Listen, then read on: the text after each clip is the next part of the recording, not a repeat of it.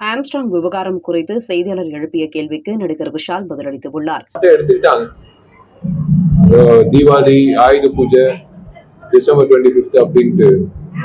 So இந்த இடையில இந்த சின்ன படங்கள் எல்லாம் எப்போ ரிலீஸ் ஆகும், எப்படி ரிலீஸ் ஆகும், எப்படி பார்க்கப்படும் அப்படின்றது ஒரு கேள்விக்குறியா இருக்கு. பட் இருந்தாலும் நல்ல படங்கள் இருக்கும்போது ஜனங்கள் பாக்குறாங்க. பட் இந்த வருடம் வியாபார ரீதியா உறுதியா நான் சொல்றேன், இது சினிமா துறைக்கு ஒரு கஷ்டமான ஒரு நிலைமை. அடுத்தடுத்து தேசிய கட்சியோட மாநில தலைவர் கொலை செய்யப்பட்டிருக்காரு. அதே போல நாம் தமிழ் கட்சி அடுத்தடுத்து கொலைகள் நடக்குது. இது எப்படி பாக்குறீங்க? என்ன மாதிரி சமூகத்துல இல்ல, லா அண்ட் ஆர்டர் நடக்குது, நடக்கலன்னு நான் சொல்லல. லா அண்ட் ஆர்டர் நடக்குது.